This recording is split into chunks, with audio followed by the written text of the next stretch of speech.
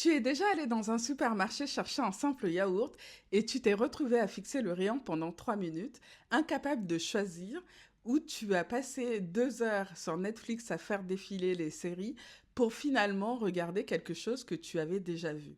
Ou encore, tu as mis des semaines à prendre une décision, un job, une formation, une relation, parce qu'il y avait tellement d'options que tu ne savais plus quoi vouloir vraiment. Ce n'est pas de la flemme, ce n'est pas un manque de maturité, c'est un phénomène psychologique précis, documenté, qui touche tout le monde dans notre époque d'abondance. Et aujourd'hui, on va en parler sérieusement. Introduction du concept. En 2004, le psychologue américain Barry Schwartz publie un livre qui va changer la façon dont des millions de personnes pensent à la liberté et au bonheur. Il s'appelle The Paradox of Choice. Sa thèse est radicale, presque contre-intuitive. Plus tu as de choix, moins tu es heureux. On nous a vendu l'idée que la liberté, c'est l'abondance, que plus on a d'options, mieux c'est, que restreindre les choix, c'est restreindre la liberté, mais Schwartz démontre le contraire. L'excès de choix crée de l'anxiété, de la paralysie et peut-être le plus paradoxal, une profonde insatisfaction, même quand on a fait le bon choix. Et ce n'est pas une théorie abstraite, c'est quelque chose que tu vis probablement tous les jours sans t'en rendre compte. Alors, dans cette vidéo, je vais te montrer exactement comment ce mécanisme fonctionne, pourquoi ton cerveau n'est pas équipé pour gérer cette surabondance et surtout comment reprendre le contrôle de façon concrète. Les 3 effets pervers du trop-plein de choix. Effet numéro 1, la paralysie décisionnelle. Il y a une expérience devenue célèbre en psychologie, l'expérience de la confiture. Des chercheurs ont installé 2 stands dans un supermarché. Le premier proposait 24 variétés de confiture, le second seulement 6. Résultat, le stand avec 24 options attirait plus de visiteurs, mais le stand avec 6 options générait 10 fois plus d'achats. Les gens s'arrêtaient, regardaient et repartaient sans rien prendre. C'est la paralysie décisionnelle. Quand le cerveau est submergé par trop de possibilités, il préfère ne rien choisir plutôt que de risquer de faire le mauvais choix. Et dans ta vie, ça ressemble à quoi? À une application ouverte depuis des semaines sans être utilisée. Un projet jamais lancé parce que tu ne sais pas par où commencer. Une conversation reportée à l'infini. L'excès de choix ne te libère pas, il te fige. Effet numéro 2, le regret anticipé. Quand on a peu d'options, on choisit, on assume et on avance. Mais quand on a 30 options possibles et qu'on en choisit une, toutes les autres deviennent des regrets potentiels. Schwartz appelle ça le coût d'opportunité émotionnel. Plus il y a d'alternatives que tu n'as pas choisies, plus ton cerveau va les fantasmer, les idéaliser, se demander et si j'avais pris l'autre. Tu as déjà commandé un plat au restaurant et au moment où le serveur s'éloigne, regardez l'assiette de la personne d'à côté en te demandant si tu avais fait le bon choix. Voilà, c'est exactement ça. Et dans des décisions plus importantes, travail, une ville, une relation, cet effet est décuplé. On ne profite pas pleinement de ce qu'on a choisi parce qu'on est mentalement encore en train d'évaluer ce qu'on n'a pas pris. Effet numéro 3, la dévaluation du choix fait. Voici le plus cruel des trois. Même quand tu fais objectivement le meilleur choix possible, l'abondance d'options va diminuer ta satisfaction. Pourquoi? Parce que ta référence a changé. Quand tu n'avais qu'une seule option, n'importe quel résultat correct te semblait satisfaisant. Mais quand tu avais 100 options et que tu en as choisi une, tu te demandes inconsciemment, est-ce que j'ai vraiment trouvé la meilleure? Schwartz illustre ça avec les jeans. Autrefois, un jean, c'était un jean. Tu l'achetais, il te faisait. Tu étais content. Aujourd'hui, slim, straight, skinny, bootcut, mom jean, taille haute, taille basse, stretch, rigide. Et après tout ce processus, même si ton jean te va parfaitement, tu ressors du magasin en te demandant si tu n'aurais pas dû essayer l'autre coupe. Plus de choix égale moins de satisfaction. Voilà le paradoxe. Pourquoi notre cerveau n'est pas câblé pour ça? Il faut comprendre une chose fondamentale. Notre cerveau n'a pas évolué dans un monde d'abondance. Pendant des millénaires, l'être humain n'avait pas 47 applications de méditation, 500 chaînes Netflix ou encore 200 candidats sur une application de rencontre. Il avait des ressources limitées, des choix limités et il devait agir vite. Aujourd'hui, on vit dans un monde d'options infinies avec un cerveau conçu pour la rareté. C'est un décalage profond et ce décalage a un coût cognitif réel. Les neurosciences ont un terme pour ça, la fatigue décisionnelle. Chaque décision que tu prends, même petite, consomme de l'énergie mentale.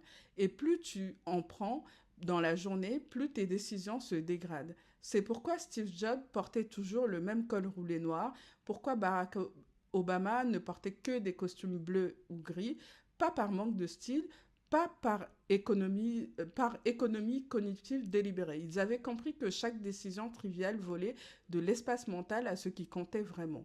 Ce que les stoïciens avaient compris. Ce qui me fascine, c'est que les stoïciens, il y a plus de 2000 ans, avaient déjà intuité tout ça. Marc Aurèle écrit dans ses méditations, tu as du pouvoir sur ton esprit, pas sur les événements extérieurs. Prends conscience de cela et tu trouveras la force. Les stoïciens pratiquaient ce qu'on appelle la dichotomie du contrôle. Tu te concentres uniquement sur ce qui dépend de toi et tu lâches prise sur le reste. Appliqué au paradoxe du choix, ça donne quelque chose de très puissant. Choisir volontairement de limiter ses options, c'est un acte de liberté, pas de résignation. Quand tu décides que tu n'iras comparer que 3 hôtels et pas 40, tu te fixeras 2 options pour ce projet et pas 20 que tu choisiras et assumeras sans te retourner. Tu reprends la maîtrise de ton énergie mentale. Sénèque disait, ce n'est pas parce que c'est difficile que nous n'osons pas, c'est parce que nous n'osons pas que c'est difficile. L'indécision n'est pas neutre, elle a un prix. Et ce prix, c'est ton calme intérieur. Les 4 stratégies concrètes. Stratégie 1. Deviens un satisficer, pas un maximizer. Schwartz distingue 2 types de personnes face au choix. Le maximizer cherche toujours la meilleure option possible. Il compare tout, il relie tous les avis, veut être sûr d'avoir fait le bon choix. Résultat, il est souvent plus anxieux, plus lent et paradoxalement moins satisfait. Le satisficer contraction de satisfy et suffice se fixe un critère minimum et choisit la première option qui le remplit. Il n'est pas paresseux, il est stratégique. L'idée n'est pas de se contenter du médiocre, c'est de définir ce qui est assez bien et d'assumer ce choix pleinement. Demande-toi dans quelle décision de ma vie suis-je en train de maximiser alors que je pourrais satisfaire. Stratégie 2. Fixe-toi des contraintes volontaires. Paradoxalement, la contrainte libère. Un écrivain qui se dit j'écris sur n'importe quel sujet passe des heures à choisir celui qui se dit j'écris sur 500 mots chaque matin avant 9 heures et sur le premier sujet qui me vient, lui, il produit. Dans ta vie, ça peut ressembler à ça. Tu ne regardes que les restaurants avec plus de 4 étoiles dans un rayon de 10 minutes. Tu réponds à tes emails seulement à 2 créneaux fixes dans la journée. Tu te limites 3 projets actifs simultanés. Les contraintes sont des raccourcis vers l'action. Elles suppriment les options qui volent ton énergie. Stratégie 3. Pratique le non-retour. Une fois que tu as choisi, ne regarde plus en arrière. Ce n'est pas de l'aveuglement, c'est une discipline mentale. Le regret est une dépense d'énergie sur quelque chose que tu ne peux plus changer. Quand tu fais un choix, ferme mentalement les autres portes. Dis-toi, j'ai choisi maintenant, je donne tout à ce choix. Les Romains avaient une expression pour ça. Alea iacta est. Le sort en est jeté. Ça ne veut pas dire qu'on ne peut jamais ajuster. Ça veut dire qu'on cesse de se torturer sur le passé pour se concentrer sur l'exécution. Stratégie 4. Applique la règle des 10-10-10. Quand une décision te pèse, pose-toi 3 questions. Est-ce que ce choix aura de l'importance dans 10 minutes, dans 10 mois, dans 10 ans? Cette grille remet les choses à leur juste dimension. La grande majorité des décisions qui nous paralysent n'auront aucun impact dans 10 ans, voire dans 10 mois. Cette prise de conscience suffit souvent à trancher rapidement et sereinement. Réserve ton énergie décisionnelle pour des choix qui répondent oui aux 3 questions. En conclusion, le monde dans lequel on vit vend l'abondance comme un idéal. Plus d'options, plus de liberté, plus de bonheur, mais la réalité psychologique, c'est que trop de choix t'épuisent, te paralysent, te veulent ta satisfaction. La vraie liberté, ce n'est pas d'avoir toutes les portes ouvertes en même temps, c'est de choisir délibérément lesquelles tu veux franchir et d'avancer sans te retourner. Comme disait Épictète, la richesse ne consiste pas à avoir beaucoup de choses, mais à avoir peu de besoins. Alors cette semaine, je t'invite à faire un seul exercice. Ident- Identifie un domaine de ta vie où tu as trop d'options ouvertes et prends la décision de fermer volontairement certaines portes.